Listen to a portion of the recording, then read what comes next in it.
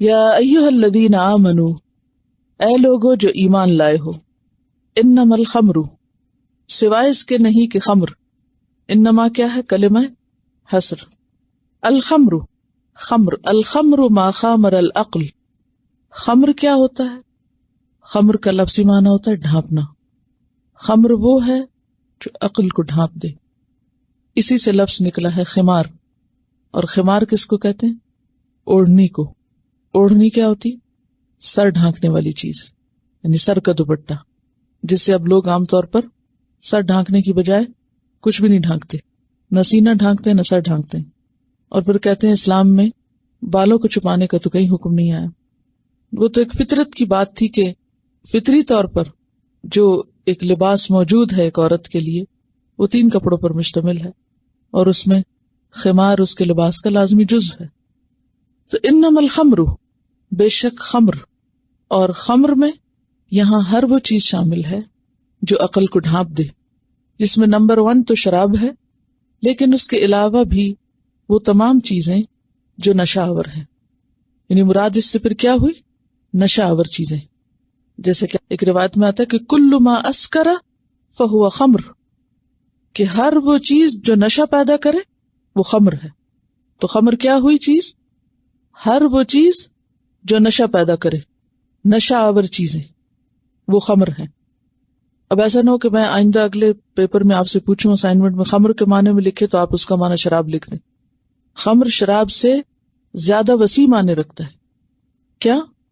کہ ہر وہ چیز جو نشہ آور ہو، کیونکہ نشہ آور چیزیں جو ہیں وہ عقل پر اثر انداز ہوتی ہیں. اور پھر ایک اور چیز یہ یاد رکھیے کہ ما اسکر کثیرہ فقلیلہ حرام، کہ جس چیز کی زیادتی نشہ پیدا کرے اس کی تھوڑی کوانٹٹی یا تھوڑی مقدار بھی حرام ہے، وہ بھی ممنوع ہے. تو انما الخمر، بے شک خمر، والمیسر، اور جوا، قمار یعنی لاٹری کے اقسام کی چیزیں. اور میسر یسر سے نکلا ہے، اور یسر کس کو کہتے ہیں؟ آسانی کو. وہ مال جو آسانی سے حاصل ہو جائے. لیکن اصطلاح میں کیا ہے؟ جوا. یعنی اگر لفظی معنی اس کے دیکھے جائے تو ہر وہ مال یعنی ایزی منی جس کو کہتے ہیں، لیکن یہاں عام طور پر ایزی منی کے معنوں میں استعمال نہیں ہوا بلکہ خاص شکل میں، اور وہ جوئے کی شکل ہے. کیونکہ جوئے میں بھی انسان جب جیتتا ہے تو وہ اچانک بہت سا مال حاصل کر لیتا ہے بغیر کسی بڑی محنت کے. صرف کوئی شرط جیت کے یا بازی جیت کے یا کھیل میں جیت کے. تو ایک شخص سالہ سال کی محنت سے اتنا مال نہیں کما سکتا جائز طریقے سے جس طرح ایک شخص جوئے میں ایک سیٹنگ میں کما سکتا ہے. تو اس لیے اس کو میسر کہا گیا.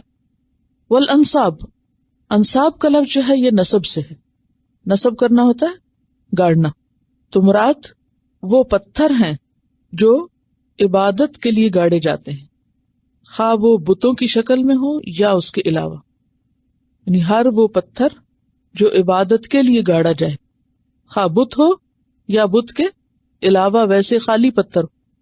تو اہل عرب کعبہ کے گرد بت اور پتھر نصب کرتے تھے، جن کے لیے خون بہاتے اور جن کے لیے قربانی کرتے، اور پھر اس خون کو ان پتھروں پہ ملتے بھی تھے. تو والانصاب، ہر وہ چیز جو عبادت کے لیے نصب کی جائے، یعنی پتھر خاص طور پر، لیکن پتھر کے علاوہ بھی ہو سکتے جیسے لکڑی وغیرہ کے. یعنی ہر وہ چیز جو فکس کر دی جائے کس کام کے لیے؟ عبادت کے لیے، وہ انصاب ہے، نصب کردہ چیزیں جن کی پوجا کی جائے یا جن کے نام پہ قربانی کی جائے. تو انصاب کیا ہوا؟ گاڑی ہوئی چیز جو کس کے لیے گاڑی جائے؟ عبادت کے لیے. اور عبادت میں خاص طور پر 2 چیزیں جیسے پوجا یا پھر قربانی خاص طور پر. والازلام، ازلام زا لام میم سے ہے، ظلم تیر کو کہتے ہیں، یعنی وہ تیر جن کے ذریعے فال نکالی جاتی ہے یا جن کے ساتھ جوا کھیلا جاتا تھا، اور پھر وہ بھی جن کے ذریعے قسمت کا حال معلوم کیا جاتا تھا.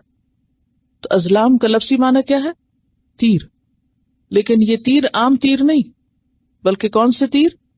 جن کے ذریعے فال نکالی جاتی تھی یا جن کے ذریعے جوا کھیلا جاتا تھا، تو ان تیروں کی خرید و فروخت اور ان کا استعمال بھی ممنوع ہے۔ رجسن، رجس گندگی ہے، حسی اور مانوی دونوں طرح سے۔ رجس کیا ہے؟ گندگی۔ کیسی گندگی؟ حسی۔ حسی کیا؟ جو دیکھنے میں ہو یا جس کی اسمیل ہو یا چھونے میں ہو۔ اور مانوی کیا ہے؟ کہ بظاہر دیکھنے میں تو گندی نہیں، لیکن اس کے پیچھے جو عقیدہ ہے وہ ناپاک ہے، شرک پر مبنی ہے۔ تو رجسن گندگی ہے، من عمل الشیطان، شیطان کے عمل میں سے ہے، شیطان کا کام ہے۔ شیطان کا کام کیوں کہا؟ اس لیے کہ شیطان انسان کے دل میں ان چیزوں کی طرف رغبت پیدا کرتا ہے، ان چیزوں کے لیے اٹریکشن پیدا کرتا ہے۔ یہ تمام اعمال شیطانی وسوسوں کے ذریعے انسانوں نے شروع کیے، یعنی شیطان نے انسانوں کے دلوں میں ان اعمال کے لیے کیا پیدا کیا؟ رغبت پیدا کی۔ فاجتنبوہ، تو کیا کرو؟ اجتناب کرو اس سے۔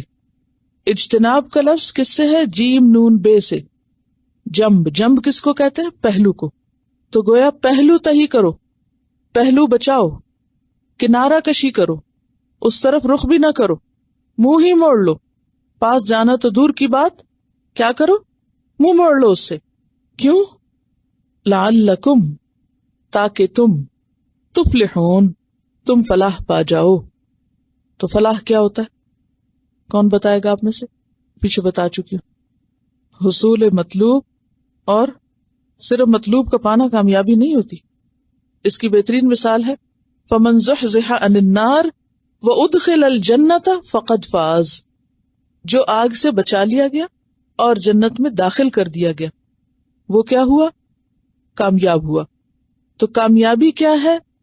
الفوز بالمطلوب والنجاۃ من المکروہ یا مردود۔ مطلوب کو پانا، جو آپ کے دل میں ہے چیز، اس کو پا لینا، اور کس سے بچنا؟ مردود سے، یعنی ریجیکٹڈ چیز سے یا مکروہ چیز سے، ناپسندیدہ چیز سے، تکلیف دہ چیز سے بچ جانا اور فائدہ مند چیز کو حاصل کر لینا۔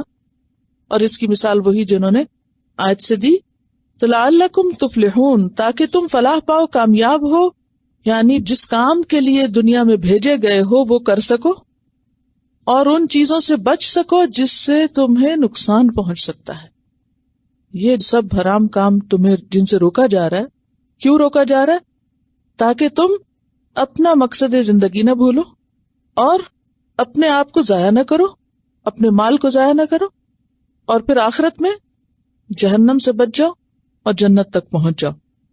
اب جیسے کہ آپ جانتے ہیں کہ اس آیت سے پہلے 2 آیات شراب کے بارے میں نازل ہو چکی تھی، اور اگر دیکھا جائے تو اس سے پہلے ایک اور آیت بھی جو سورۃ النحل کی ہے، آیت نمبر 67، اس میں اللہ تعالیٰ فرماتے ہیں وَمِن ثَمَرَاتِ النَّخِيلِ وَالْأَعْنَابِ، کھجوروں اور انگوروں کے پھلوں سے، ثمرات ثمرہ، کھجوروں اور انگوروں کے پھلوں سے، تتخذون، تم بناتے ہو اس سے، سکرن، نشہ آور چیز، ورزقن حسنا، اور عمدہ رزق بھی، ان فی ذلک لآیۃ لقوم یعقلون، اس میں یقیناً نشانی ہے کس کے لیے؟ عقل والے لوگوں کے لیے۔ یعنی اللہ تعالیٰ نے کھجوریں اور انگور کس لیے پیدا کیے؟ تاکہ تم اس سے فائدہ اٹھاؤ، لیکن تم نے کیا کرنا شروع کر دیا؟ اس سے نشہ آور چیزیں بنانی شروع کر دی۔ اب یہ کتنا خوبصورت انداز ہے کہ اللہ تعالیٰ انسانی عقل کو ایک طرح سے جھنجھوڑ رہے ہیں کہ دیکھو اللہ نے اتنی عمدہ چیزیں پیدا کی اور تم ذرا سوچو تو صحیح کہ ان سے کیا کام لے رہے ہو، فائدہ مند چیزوں کو اپنے لیے الٹا نقصان دہ بنا کے استعمال کر رہے ہو۔ یہ پہلی بات تھی۔ پھر اس کے بعد ہم دیکھتے ہیں کہ سورۃ البقرہ آیت 219 میں جب لوگوں نے پوچھا یسألونک عن الخمر والمیسر، تو جواب دیا گیا قل فیہما اثم کبیر ومنافع للناس، کہ اس میں گناہ بھی ہیں اور کچھ فائدے کی چیزیں بھی ہیں۔ پیچھے آپ اس کی تفصیل سب پڑھ چکے ہیں۔ دیکھیے کہ صحابہ کرام کے سوال بہت عمدہ سوال ہوتے تھے، اور وہ کام کی چیزوں کے بارے میں پوچھتے تھے۔ اور یہ سوال شراب اور جوئے وغیرہ کے بارے میں کیوں ذہن میں اٹھا؟ کیونکہ دور جاہلیت میں بھی بہت سے لوگ ایسے تھے جو فطرت پر تھے، فطرت پر ہونے کا کیا مطلب ہوتا ہے؟ یعنی بائی نیچر وہ برائیوں سے بچتے تھے. اللہ تعالیٰ نے انسان کو برائیوں سے بچانے کے لیے صرف پیغمبر ہی نہیں بھیجے بلکہ اور انتظام بھی کیے ہیں. مثلاً کون کون سے؟ انسان کا ضمیر ہے جو اس کو جھنجھوڑتا ہے غلط کام کرنے پہ، چاہے آپ نے کوئی حکم قرآن سے پڑھا ہو یا نہ. اور یعنی انسان کی فطرت اللہ التی فطر الناس علیہا، فطرت میں انسان کے پہچان رکھ دی گئی ہے اچھائی اور برائی کی. اور انسان کی عقل اپنی ہو یا کسی کی، تو انسان کی فطرت، ضمیر، عقل، یہ ساری چیزیں پیدائشی طور پر انسان کو الہمہا فجورہا و تقواہا، ہر انسان کے اندر تقوی الہام کر دیا گیا، اچھائی اور برائی کی اس کو پہچان دی گئی ہے. ٹھیک ہے نا؟ تو اب آپ دیکھیے کہ جو صحابہ فطرت پر تھے، یعنی دور جاہلیت میں جو لوگ فطرت پر تھے، جیسے حضرت جعفر تھے، جعفر بن ابی طالب، تو وہ کہتے ہیں کہ میں نے کبھی شراب نہیں پی، زنا نہیں کیا، یعنی غلط کام نہیں کرتے تھے دور جاہلیت میں بھی. اسی طرح کچھ اور لوگ بھی تھے، حتیٰ کہ شرک بھی نہیں کرتے تھے بعض لوگ. نبی صلی اللہ علیہ وسلم نے خود بھی شرک نہیں کیا، حالانکہ آپ کے پاس کوئی تعلیمات ایسا سچ نہیں پہنچی تھی. تو اسی طرح آپ دیکھیے کہ صرف اس دور میں نہیں، آج کی سوسائٹی میں جہاں کہ ہر طرف شر پھیل چکا ہے، اب بھی آپ کو کچھ لوگ ایسے ملیں گے کہ جو نہ مسلمان ہوں گے اور نہ شاید کسی اور دین پر، نہ ان کے پاس کوئی دین پہنچا، نہ کوئی تعلیم پہنچی، نہ ہی کوئی ویلیوز، نہ ہی کوئی ایسی چیزیں، لیکن وہ فطری طور پر، جسے کہتے ہیں نا سلیم الفطرت ہونا، کہ ضمیر کی آواز پر وہ برائیوں سے بچتے ہیں اور اچھائیوں کی طرف راغب ہیں. تو ایسے ہی لوگوں نے یہ سوال کیا، یسألونک عن الخمر والمیسر، کہ یہ کیا چیز ہے؟ خمر اور میسر جو ہے اس کو طبیعت مانتی نہیں یا فطرت تسلیم نہیں کرتی، ان کے بارے میں شریعت کیا کہتی ہے، اللہ کا حکم کیا ہے؟ پھر اس کے کچھ عرصے کے بعد حکم آیا سورۃ النساء آیت 43 میں، لا تقربوا الصلاۃ وانتم سکارى. اب یہ پابندی کا آغاز تھا، پہلے عقل جھنجھوڑی گئی، پھر اس کے بعد شرعی حکم کا ایک حصہ دیا گیا، پھر اگلا حصہ لا تقربوا الصلاۃ وانتم سکارى حتى تعلموا ما تقولون، اور اس کے بعد یہ آخری حکم آیا کہ یا ایھا الذین آمنوا انما الخمر والمیسر والانصاب والازلام رجس من عمل الشیطان فاجتنبوہ لعلکم تفلحون، کہ خمر اور میسر اور انصاب اور ازلام یہ سب گندے شیطانی کام ہیں، ان سے بچو تاکہ تم کامیاب ہو سکو. تو کامیابی صرف آخرت کی نہیں بلکہ دنیا کی بھی ہے. دنیا اور آخرت دونوں کی کامیابی کے لیے ضروری ہے کہ ان 4 کاموں کو چھوڑ دو. اب انہوں نے سوال تو خمر اور میسر کا کیا تھا پیچھے، اور پھر حکم بنیادی طور پر تو خمر اور میسر کے بارے میں آ رہا تھا، لیکن ساتھ ہی انصاب اور ازلام کا ذکر بھی کر دیا گیا. کیوں؟ یعنی خمر اور میسر انصاب اور ازلام کی طرح ہے، جیسے شرک کا گناہ ہے. یعنی آپ دیکھیے ذرا، کئی لوگ کہتے ہیں نا کہ قرآن میں کہیں نہیں لکھا ہوا کہ شراب حرام ہے، شراب کی حرمت کہاں لکھی ہوئی؟ اب کوئی بھی چھوٹی سی عقل رکھنے والا شخص کیا اس بات کو نہیں سمجھ سکتا کہ جوئے اور شراب کا ذکر کس کے ساتھ ہو رہا ہے؟ انصاب اور ازلام کے ساتھ ہو رہا ہے. انصاب کیا ہے؟ وہ بت یا پتھر جن کی پوجا کی جاتی ہے یا جن کے پاس جا کے لوگ قربانی کرتے ہیں. یہ عمل کیسا عمل؟ شرکی عمل، ناقابل قبول. تو اب آپ دیکھیے کہ ایک لائن میں ان سب چیزوں کو جمع کیا گیا. گویا خمر کس کے برابر ہے؟ انصاب کے برابر ہے، ازلام کے برابر ہے، اور ابھی بھی نہیں حرام. اگر اس کو حلال کہتے ہو تو اس کو بھی حلال کہو. پھر اس کے بعد آپ دیکھیے کہ رجسن کہا گیا، یہ گندی چیز ہے جس سے انسانی فطرت جو ہے وہ دوری اختیار کرتی. اب آپ دیکھیے کہ کوئی بھی چیز جس کو رجس کہا جائے وہ اللہ تعالیٰ کے نزدیک یا اس کے رسول کے نزدیک پسندیدہ چیز ہو سکتی.